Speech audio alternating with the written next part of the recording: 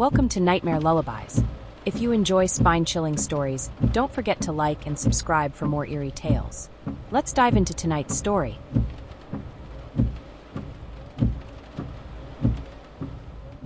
My family and I had been looking forward to this trip for months. Life had been hectic, work, school, and the endless buzz of social media were taking their toll on all of us. So, we decided to book an isolated cabin deep in the woods for a full week of digital detox. No phones, no laptops, just us and nature. The drive up was peaceful, and the cabin was perfect. It was small but cozy, nestled among tall pine trees with a stunning view of a nearby lake. We unpacked, lit a fire in the wood stove, and settled in for a week of board games, fishing, and family bonding. The first couple of days went exactly as planned. We hiked during the day, roasted marshmallows at night, and played card games until we were too tired to keep our eyes open. It was everything we'd hoped for. But on the third night, something changed. I was the last one awake, reading by the light of a lantern. The cabin was silent except for the occasional crackle of the fire. Then I heard it, a faint tapping sound coming from outside. At first, I thought it might be a branch brushing against the window, but when I went to look, there was nothing there. The tapping stopped, and I told myself it was probably just the wind. The next morning, we found something strange on the front porch, a single muddy footprint. It wasn't ours, we'd been inside all night, and the footprint was far too large to belong to any of us. My husband tried to laugh it off, saying it was probably from an animal or a stray hiker who had gotten lost. But the nearest trail was miles away, and the footprint was unmistakably human. That night, the tapping returned, louder this time. My husband checked outside with a flashlight, but found nothing. Still, I couldn't shake the feeling that someone or something was out there watching us. The next day, we decided to stay closer to the cabin, feeling uneasy about venturing too far. But by evening, the atmosphere had grown tense. The kids were irritable, and my husband kept looking out the windows, his jaw tight. As we sat down for dinner, we heard it again, this time, a deliberate knock on the front door. My husband grabbed the fire poker and opened the door, but there was no one there. Just the empty woods and the faint rustling of leaves in the wind. We locked the doors and windows that night, double-checking everything. But sleep didn't come easily. Every sound felt amplified in the stillness of the forest. Around 3 a.m., I woke to a soft creaking noise. I held my breath, straining to hear. It was coming from the back porch. Quietly, I woke my husband, and we both crept to the window. Peeking out through the curtains, we saw it, a shadowy figure standing at the edge of the porch, facing the cabin. It didn't move. It just stood there, staring at the house. My husband whispered for me to call the police, but our phones were in the car, as part of the whole digital detox idea. We stayed frozen, watching the figure, until it finally turned and disappeared into the trees. The next morning, we packed up and left. We didn't bother cleaning up or saying goodbye to the idyllic cabin we'd fallen in love with just days before. We never found out who, or what, had been outside our door that night. But one thing was clear. Sometimes, isolation isn't as peaceful as it seems.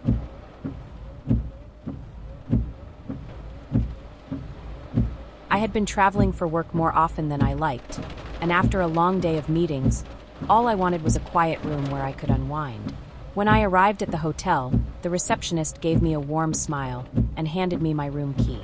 Room 512. Dragging my small suitcase behind me, I took the elevator up to the 5th floor and made my way to the room. The hallway was eerily quiet, lit by flickering yellow lights that gave everything a worn-out feel. I slid the keycard into the door and stepped inside.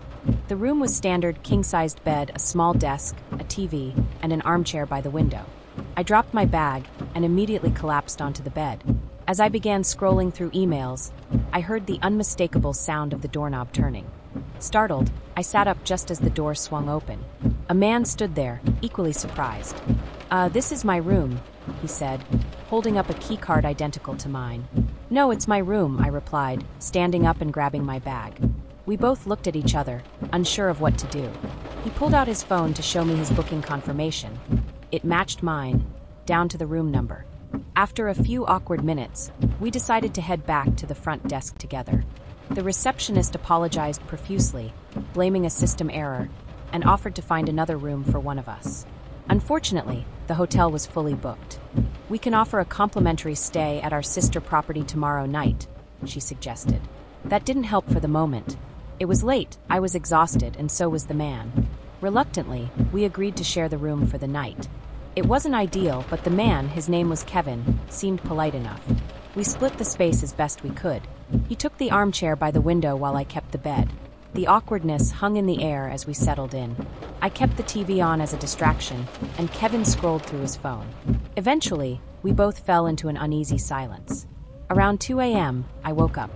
The room was pitch dark except for the faint glow of the TV, which was now on standby mode.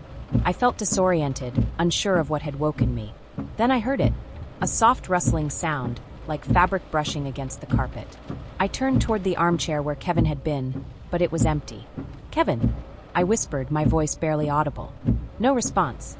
The rustling sound grew louder, moving closer. My heart pounded as I fumbled for my phone to use the flashlight. When I finally managed to turn it on, the beam of light cut through the darkness, landing on Kevin. He was crouched in the corner of the room, his back turned to me. "Kevin," I repeated louder this time. Slowly, he turned his head, his face partially obscured by shadows. "I couldn't sleep," he said, his voice calm but unsettling. "I thought I heard something." "Like what?" I asked, gripping my phone tighter. "I don't know," he replied, standing up. "Maybe it was nothing." He walked back to the armchair and sat down, as if nothing had happened. But I couldn't shake the image of him crouching in the corner, his movements so deliberate, so quiet. I didn't sleep the rest of the night. The next morning, we both left the room early, avoiding each other as much as possible. I didn't even wait to check out.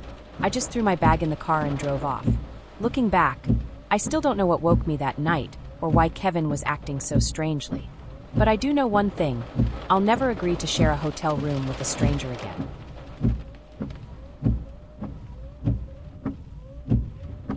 I've always loved solo travel. There's something liberating about exploring new places on your own schedule, with no one to answer to but yourself.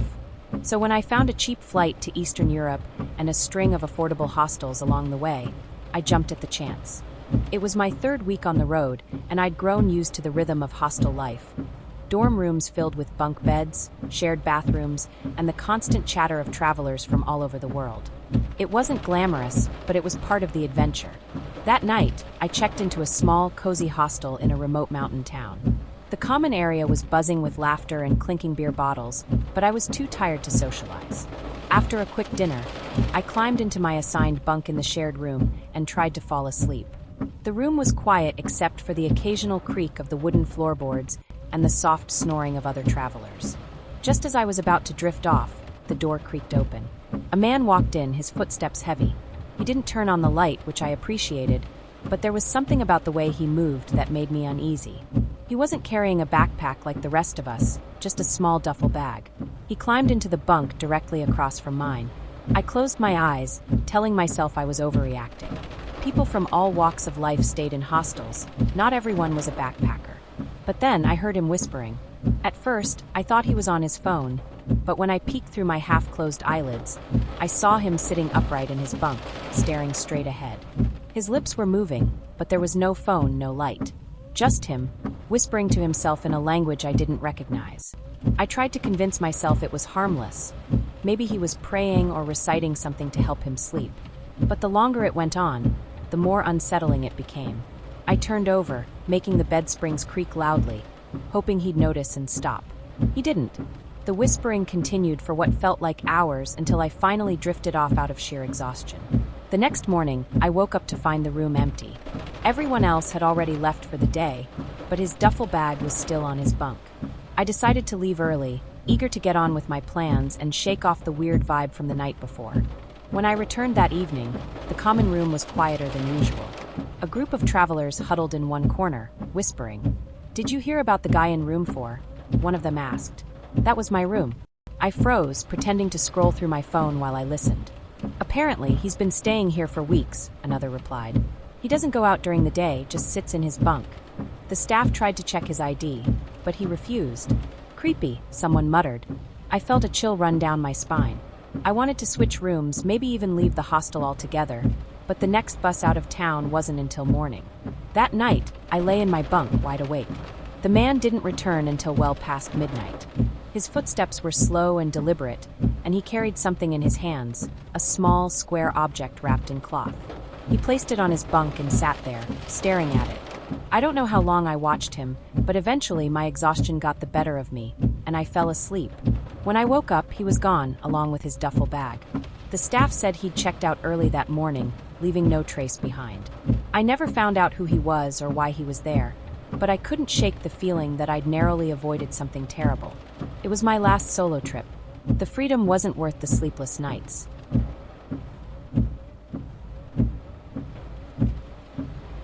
I'd always dreamed of a summer getaway with my closest friends, so when we found a last-minute deal on a secluded beach house, we jumped at the chance. The house was beautiful, whitewashed walls, large windows overlooking the ocean, and a wraparound deck that seemed perfect for late-night drinks. The first few days were idyllic.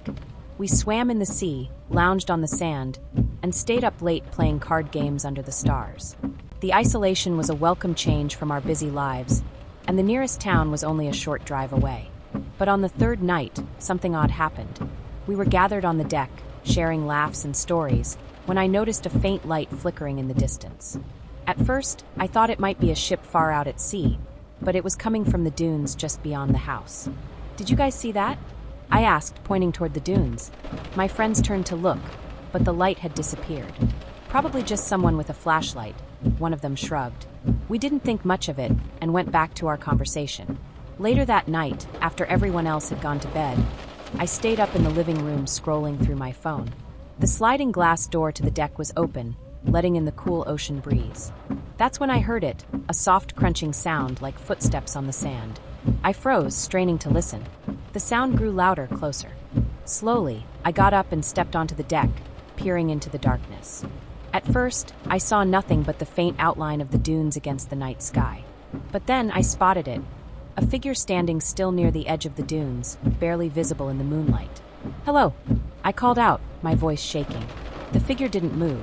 Heart pounding, I backed into the house and locked the sliding door. I told myself it was just a hiker or a local, but I couldn't shake the uneasy feeling. The next morning, I mentioned it to my friends, but they brushed it off. "Probably someone camping on the beach," one of them said. Still, I couldn't stop thinking about it. That evening, as the sun set, we decided to build a bonfire on the beach. We gathered driftwood and sat in a circle, toasting marshmallows and watching the flames dance. At some point, I turned toward the dunes. The figure was there again, standing in the same spot as the night before. "Guys," I whispered, nudging my friend. "Look." They turned to see the figure, and the mood shifted instantly. "Hey, can we help you?" One of my friends called out. No response. The figure stood motionless for a moment before retreating into the dunes, disappearing from sight. We put out the fire and went back to the house, locking every door and window. None of us slept well that night. The next day, we decided to leave early. As we packed up, I noticed something strange, footprints in the sand around the house. They circled the property, leading up to the deck and stopping just outside the sliding glass door. We didn't stay to find out who, or what, had been watching us. Even now, I can't go to a beach at night without feeling like someone is out there, standing in the shadows, watching.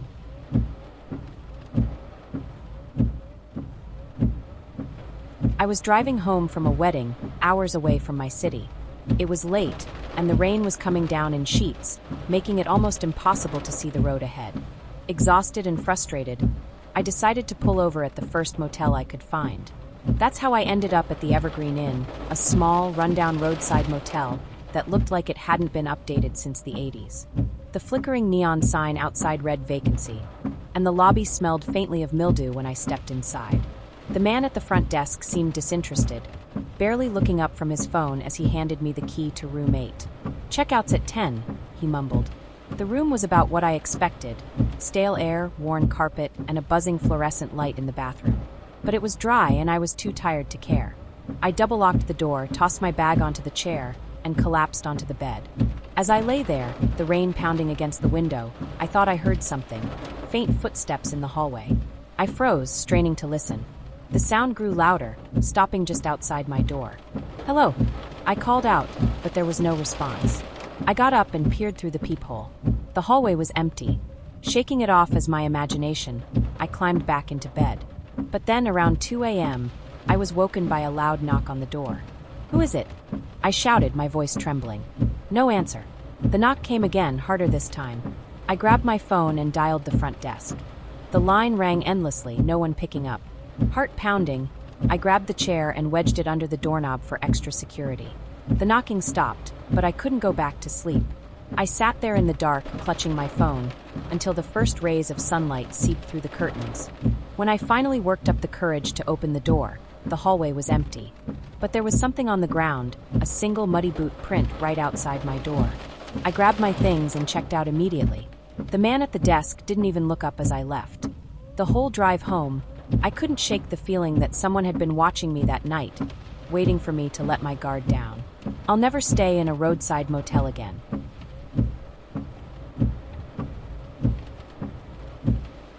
It was supposed to be a relaxing weekend, a quiet escape to a cabin in the woods with my boyfriend, Tyler.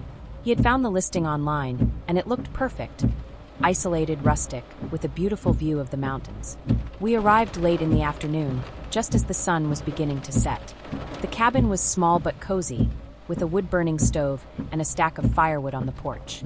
The nearest neighbor was miles away, and the only sounds were the rustling of leaves and the occasional chirp of a bird. It felt perfect. After dinner, we decided to sit outside and watch the stars. The night sky was so clear, it was like nothing I'd ever seen before. We talked for hours, wrapped in blankets, until the cold drove us back inside. That's when we noticed the footprints. They were faint but unmistakable in the dirt leading up to the porch, boot prints, larger than Tyler's and too fresh to have been there earlier.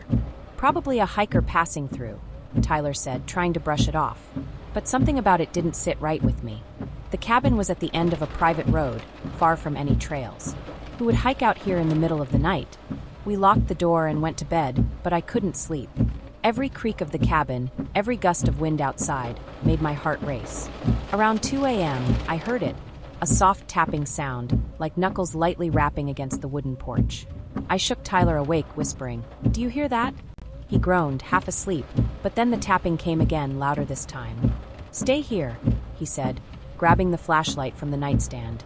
I watched as he opened the front door, shining the light onto the porch. "Hello," he called out into the darkness. No answer. He stepped outside, sweeping the flashlight around the yard. I sat there, holding my breath, until he came back inside. "Nothing," he said, locking the door behind him. It was probably an animal, but I wasn't convinced. The next morning, we found more footprints around the cabin, circling it, as if someone had been walking the perimeter. "Let's leave," I said, my voice trembling. Tyler agreed. We packed up quickly and left the cabin behind, driving back down the winding road as fast as we could. A few days later, I decided to check the cabin's listing online, curious to see if anyone else had left reviews about strange experiences. The listing was gone. It was as if the cabin, and whoever had been out there with us, had never existed.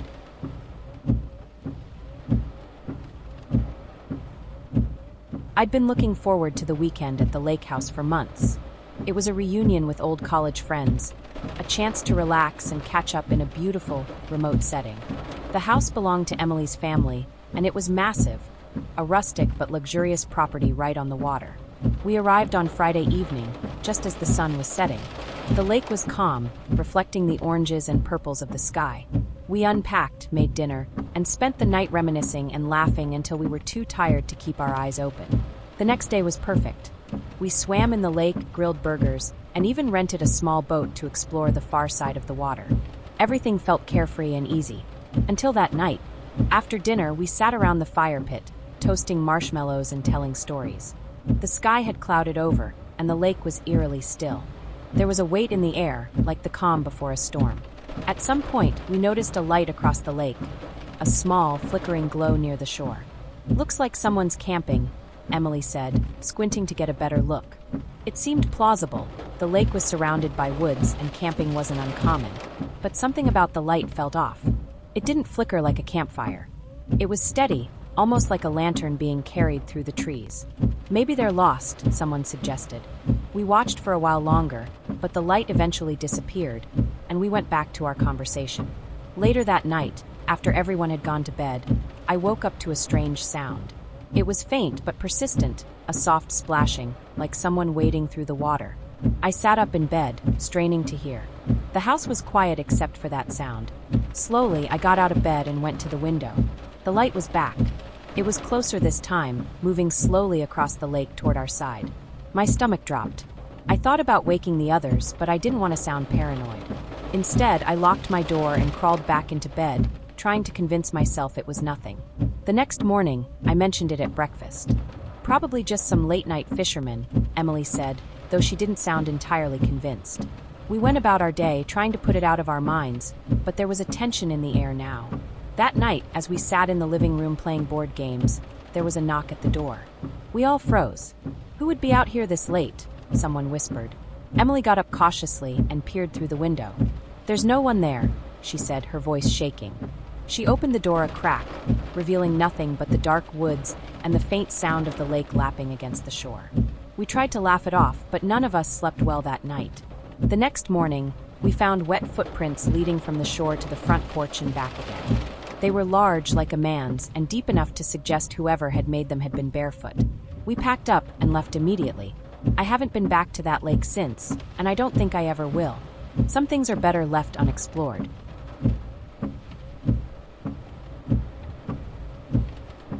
I was on my way to a wedding, a road trip that was supposed to take me a few hours.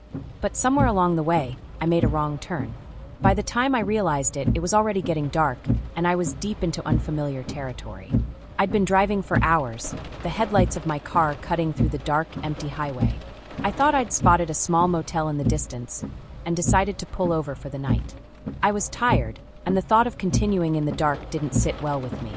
The motel looked like it had seen better days: faded neon lights, cracked windows, and a thin layer of dust on the furniture in the lobby. The man behind the counter barely acknowledged me as I checked in, handing me a key with a tag that read Room 7 in block letters. "You're the only guest tonight," he said, almost absently. I nodded, grabbed the key, and made my way down the long, dimly lit hallway. Room 7 was at the end, and as I walked toward it, I noticed a strange hum coming from one of the rooms. It wasn't loud, just a constant buzzing sound, like an old fan left on. I reached my room, unlocked the door, and immediately felt the chill in the air. The room smelled stale, but it was clean enough. I decided to take a quick shower before turning in for the night. As I stood under the water, trying to shake off the exhaustion, I heard a knock at the door. It was quick, insistent, like someone was in a hurry. I wrapped myself in a towel and opened the door to find no one there. I thought it was odd, but brushed it off as a mistake. The motel was quiet, after all, and I assumed someone had gotten the wrong room. But as I was about to shut the door, I heard a voice. It was muffled, coming from somewhere outside in the hallway. "Room 7, it whispered. "Room 7. I froze. The voice wasn't loud enough for me to make out the words, but the repetition of Room 7 sent a cold shiver down my spine.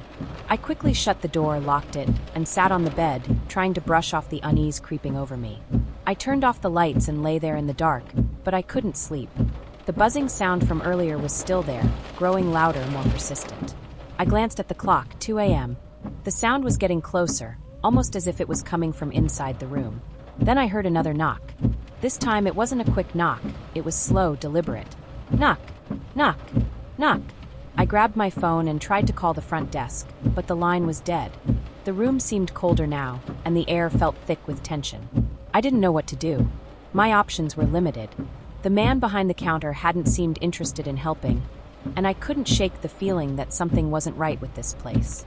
I waited in the dark, eyes darting around the room, my heart pounding. Then, from the corner of the room, I noticed something. The curtains were moving. There was no draft. The window was shut tight, but the fabric of the curtains swayed gently, like someone was standing just outside the window, waiting. I bolted out of bed and ran to the door, but just before I opened it, I heard the knock again, only this time, it was right behind me, coming from inside the room.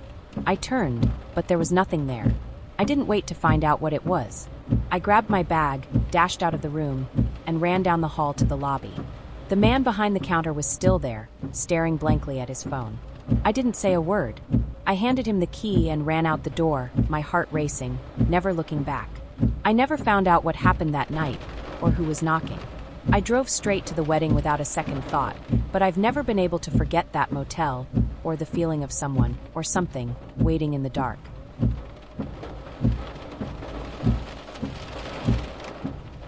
I had been planning my beach getaway for months. It was supposed to be the perfect weekend. Just me, some time to relax, and the sound of waves crashing at my feet. I found a small beach house rental on a quiet stretch of coastline.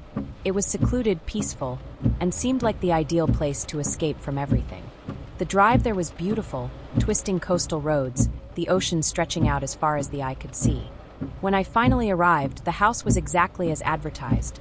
A cozy, charming little cottage with a panoramic view of the sea.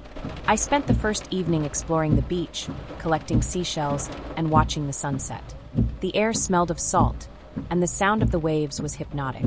But as the evening wore on, something started to feel off. It wasn't anything specific at first. The house was old, creaky, like most beach cottages, but there was something about the silence that was unsettling. There were no other houses nearby, just empty stretches of sand and the distant sound of the ocean. It felt like I was the only person in the world. I made myself some dinner, tried to relax, but my mind kept wandering. It was around 9 p.m. when I first heard it. A faint knocking sound, like someone tapping on the window. I froze. I told myself it was probably just the wind or the house settling. I got up, checked all the windows, nothing. The house was secure. I tried to ignore it and went to bed, but the knocking continued, soft at first, then louder as the minutes passed. Knock, knock. I turned over in bed, my heart starting to race. I walked to the window, cautiously drew back the curtain and peered out. There was no one there, just the dark, empty beach. I returned to bed, but sleep wouldn't come. Every sound, every creak in the house made me jump. I finally drifted off after what felt like hours, but it wasn't a peaceful sleep. In the middle of the night, I woke up to a sudden loud crash, something breaking downstairs. My heart skipped a beat. I grabbed my phone, called 911, and rushed to lock all the doors. The call went straight to voicemail. The house was eerily quiet again. No more noises. I felt like I was trapped in a nightmare. I decided to leave the house and drive to the nearest town, but when I went to grab my things, the door to the bedroom was blocked. Something, or someone, was leaning against it. I backed away slowly, trying not to panic. I tried calling for help again, but there was still no answer. I could feel something or someone outside the door watching me.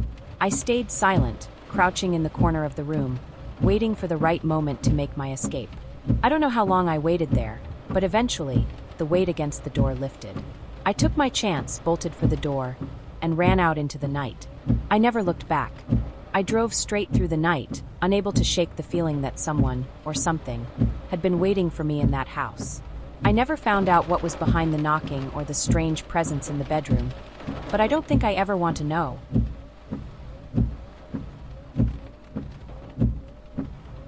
I was coming back from a business trip in the city, on a late-night train that would take me home. It had been a long day, and I was exhausted, ready to get some rest on the quiet, empty train. The seats were mostly vacant, just a few scattered people heading in different directions. I picked a seat by the window, hoping to sleep through the journey. The train ride started off uneventfully. The rhythmic sound of the tracks beneath us was soothing, and the faint hum of the train's engine in the background was enough to lull me into a half-sleep. I had my headphones in, but as I closed my eyes, I felt an odd sensation, like someone was watching me. I opened my eyes, but the car was still empty except for one person sitting a few rows ahead. A man who looked like he'd been riding for a while.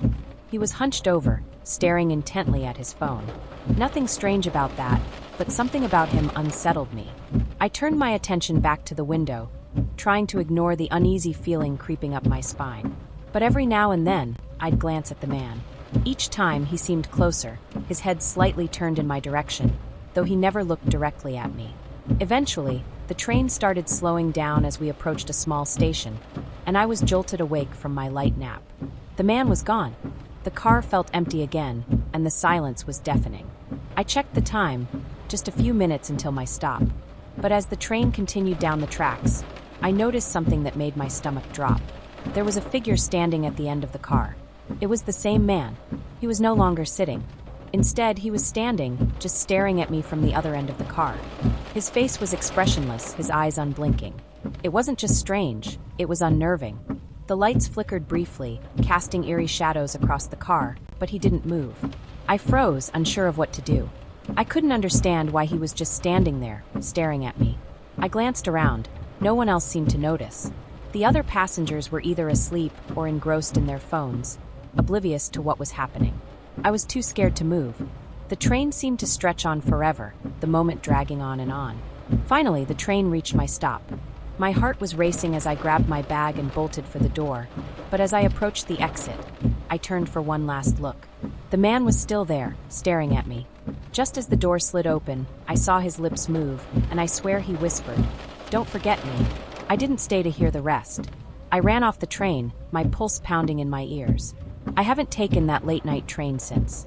I can't explain what happened that night or why that man was following me, but I don't ever want to find out.